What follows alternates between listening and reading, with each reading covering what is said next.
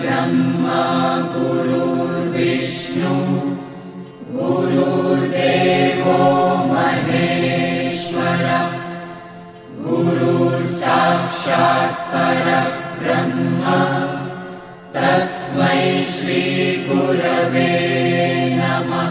गुरुर्ब्रह्मा गुरुर्विष्णु गुरुर्देवो महेश्वरः गुरुर्साक्षात् परब्रह्म तस्मै श्री गुरवे नमः। गुरुर्ब्रह्मा गुरुर्विष्णु गुरुर्देवो महेश्वरः गुरुर्साक्षात् परब्रह्म तस्मै श्री गुरवे नमः।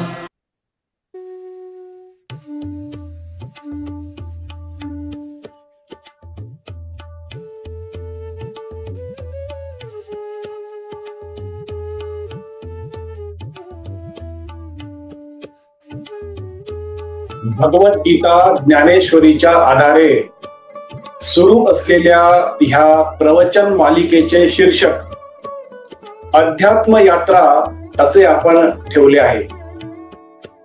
ह्या अध्यात्म यात्रेचे हे 56वे प्रवचन पुष्प 56वा भाग आहे।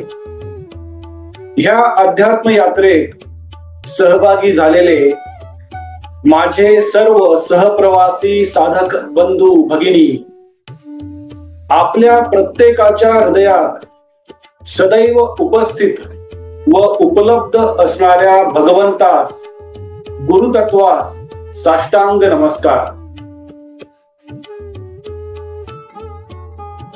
आपण भगवद्गीता ज्ञानेश्वरीचा 4था अध्याय ज्ञान कर्म संन्यास योग याचे अध्ययन रूपी श्रवण करत आहोत। मागील 55व्या प्रवचन पुष्पात आपण मनुष्याला चांगले वाईट कर्मफळ का मिळतात, कर्माच्या बंधनातून मनुष्य कशा प्रकारे मुक्त होऊ शकतो याचे अध्ययन रूपी श्रवण केले। आजच्या 56व्या प्रवचन पुष्पात आपण ब्रह्मज्ञानी मनुष्य कसा असतो, त्याची लक्षणे कोणती आहेत याचे अध्ययन रूपी श्रवण करणार आहोत। दररोज प्रमाणे आजच्या प्रवचन पुष्पाच्या शेवटी भगवान श्रीकृष्ण व संत ज्ञानेश्वर माऊली आजच्या अर्जुनाला, आजच्या सामान्य माणसाला कोणता संदेश देणार आहेत हेही आपण शेवटी समजून घेऊयात। कुरुक्षेत्राच्या रणांगणावर भगवान श्रीकृष्ण व शिष्य अर्जुनाचा, भक्त अर्जुनाचा सुख संवाद, मधुर संवाद, अमर संवाद सुरू आहे। भगवान श्रीकृष्ण अर्जुनाला कर्म करताना कर्म फळापासून कसे अलिप्त राहावे, मिळालेल्या कर्मफळाचा त्याग मनुष्य कसा प्रकारे करू शकतो याबद्दल मार्गदर्शन करत आहेत। शिष्य अर्जुन, भक्त अर्जुन हे स्थिर व शांत चित्ताने श्रवण करत आहे। या श्रवणामुळे तो अंतर्बाह्य स्थिर, शांत व आनंदी होताना स्पष्ट जाणवत आहे। हे पाहून भगवान श्रीकृष्णांना अत्यानंद होतो आणि भगवान श्रीकृष्ण पुढे अर्जुनाला संवाद साधण्याचा सुरुवात करतात। भगवान श्रीकृष्ण अर्जुनाला म्हणतात, अर्जुना, ब्रह्मज्ञानी मनुष्य कसा असतो, त्याची लक्षणे कोणती आहेत हे मी तुला आता समजावून सांगतो। ते तू स्थिर व शांत चित्ताने समजून घे अर्जुना। अर्जुना, कर्म, कृती, कार्य व काम हे चारही समानार्थी शब्द आहेत, पण आपण कर्म या शब्दाचा जास्तीत जास्त वापर करत आहोत. प्रत्येक मनुष्य कर्माशिवाय राहू शकत नाही हे मी तुला समजावून सांगितले. कोणताही मनुष्य कर्मापासून लपून बसू शकत नाही, टाळू शकत नाही, कर्मापासून पळून जाऊ शकत नाही. पण जो मनुष्य कर्म करत असताना प्रत्येक क्षणी मी करता नाही ही भावना मनामध्ये जपतो, हृदयाच्या एका कोपऱ्यामध्ये ही भावना सदैव अखंड नंदादीप प्रमाणे तेवत ठेवतो, तो मनुष्य ब्रह्मज्ञानी मनुष्य आहे असे समजतो अर्जुना. असा ब्रह्मज्ञानी मनुष्य कर्म करताना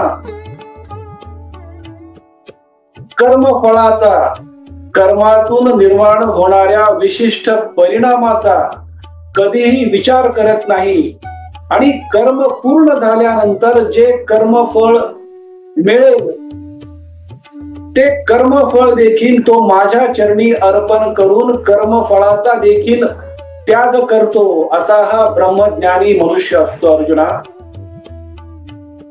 तो असे समजतो की त्याला मिळालेले प्रत्येक कर्म हे मी त्याला दिलेले एक कर्तव्य आहे.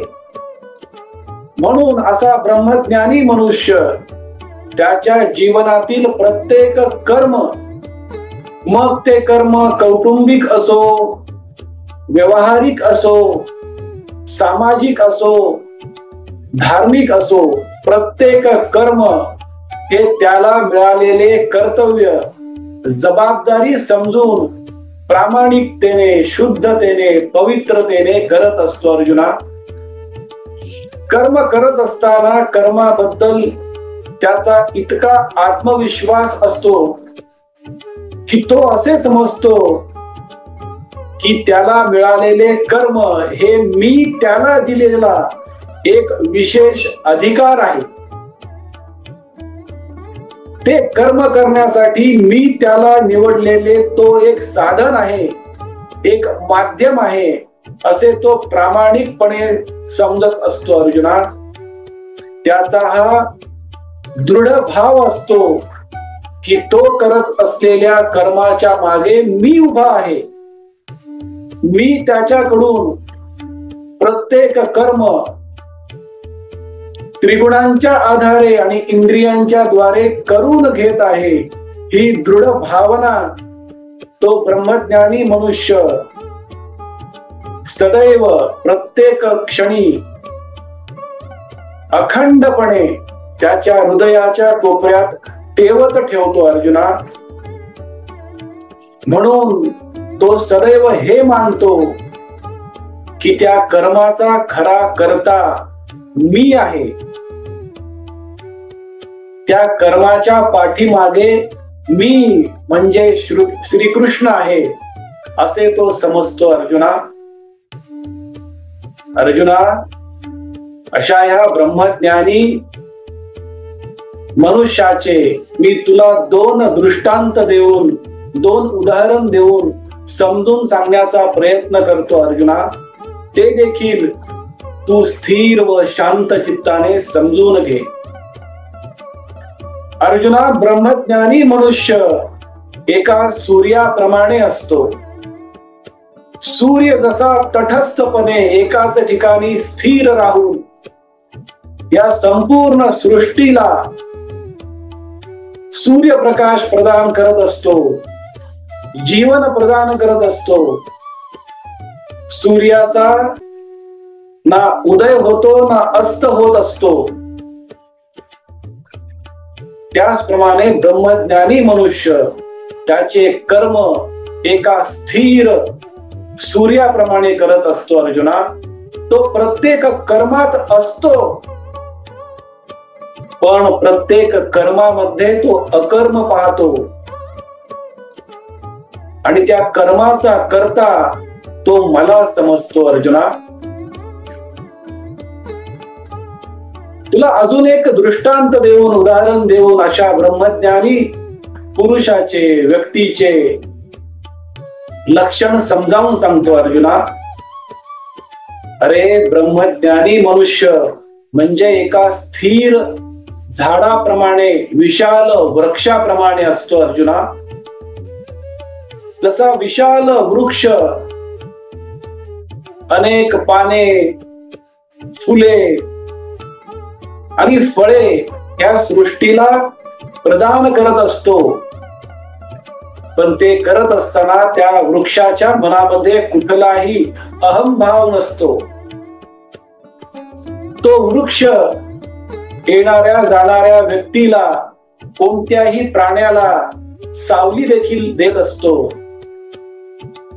पण अशा प्रकारचे कर्म करत असताना तो वृक्ष, तो झाड सदैव अकर्मातच आहे असे समजतो. त्याचप्रमाणे ब्रह्मज्ञानी मनुष्य त्या विशाल वृक्षाप्रमाणे प्रत्येक कर्म करत असतो, पण आपल्या कर्मामध्ये तो अकर्म पाहत असतो आणि त्या कर्माचा खरा कर्ता तो मला समजतो अर्जुना.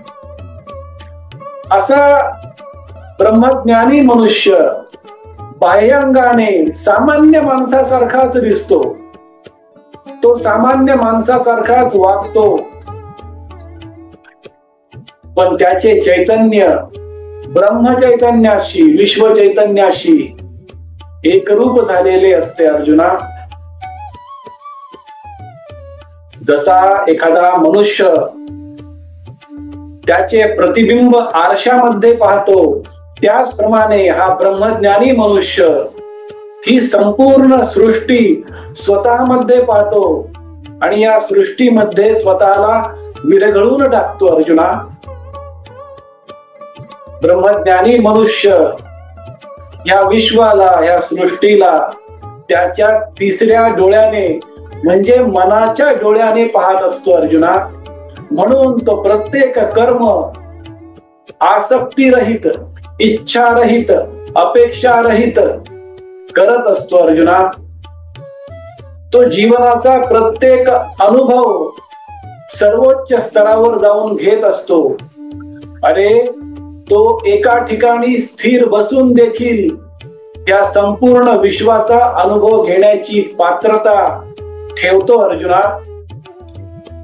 तो प्रत्येक कर्म कोणतीही इच्छा मनामध्ये न बाळगता करत असतो. त्याच्याकडे असलेल्या शारीरिक, भौतिक संपत्तीचा तो कधीही अभिमान करत नाही, अहंकार बाळगत नाही. आणि जर ती संपत्ती त्याला गमवावी लागली तर त्याच्याबद्दल तो कधीही मनामध्ये दुःख बाळगत नाही अर्जुना. कारण तो असे समजतो की त्याला मिळालेला त्याच्या जीवनाचा प्रत्येक क्षण, प्रत्येक कर्म हा विश्वाचा, सृष्टीचा, त्या भगवंताचा म्हणजेच माझा अनुभव घेण्यासाठी त्याला मिळालेला आहे अशी त्याची दृढ भावना असते. म्हणून तो माझ्या भक्तीमध्ये सदैव आनंदी असतो, माझ्याशी एकरूप झालेला असतो अर्जुना. कारण तो ब्रह्मज्ञानी मनुष्य त्याच्या प्रत्येक कर्मामध्ये अकर्म पाहण्याची कला अवगत करतो आणि अकर्मामध्ये देखील तो कर्म साधत असतो अर्जुना. असा हा ब्रह्मज्ञानी मनुष्य, ब्रह्मज्ञानी व्यक्ती असतो. म्हणून तू देखील तुझ्या या स्वकर्मामध्ये, नियत कर्मामध्ये, युद्ध कर्मामध्ये अकर्म पाहण्याची कला अवगत कर. म्हणजे तू देखील तुझ्या युद्ध कर्मापासून जे काही कर्मफळ मिळेल त्याचा त्याग करू शकशील, त्यापासून अलिप्त राहू शकशील आणि ते कर्मफळ माझ्या चरणी अर्पण करू शकशील. तू देखील त्या ब्रह्मज्ञानी मनुष्यासारखा अंतर्बाह्य, आनंदी, स्थिर शांत, समाधानी, प्रसन्न, प्रेमळ, करुणामय, विवेकी व विनम्र जीवन जगू शकशील अर्जुना.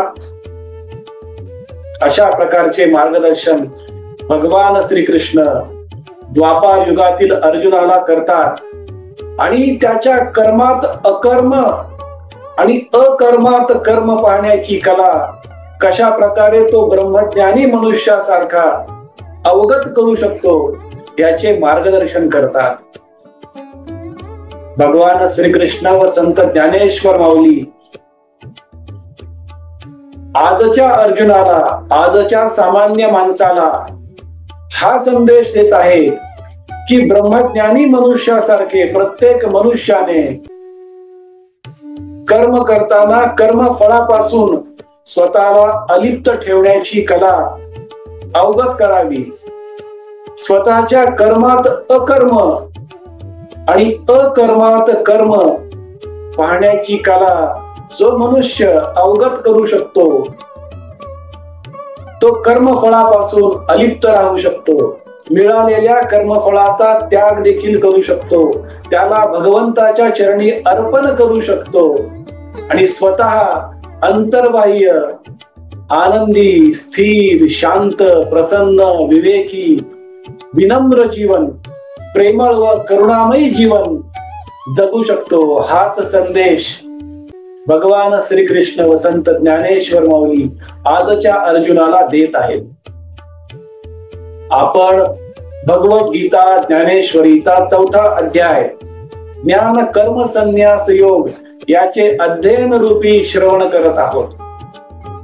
पुढील 57व्या भागात 57व्या प्रवचन पुष्पात 100% शुद्ध मुक्त व्यक्ती कसा असतो आणि जाणकार व्यक्ती कसा असतो, तो कशा प्रकारे त्याचे जीवन आनंदी करतो याचे अध्ययन रूपी श्रवण आपण पुढील प्रवचन पुष्पात करणार आहोत.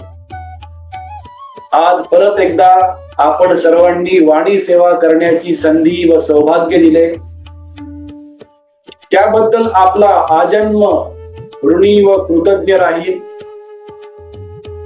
आजची झालेली वाणी सेवा भगवान श्रीकृष्ण, प्रभू श्री राम, संत ज्ञानेश्वर माऊली, सर्व संतांच्या चरणी, सद्गुरु श्री ब्रह्मचैतन्य गोंदवलेकर महाराजांच्या पवित्र पादुकावर व आई वडिलांच्या चरण कमलावर मनोभावे अर्पण करूया.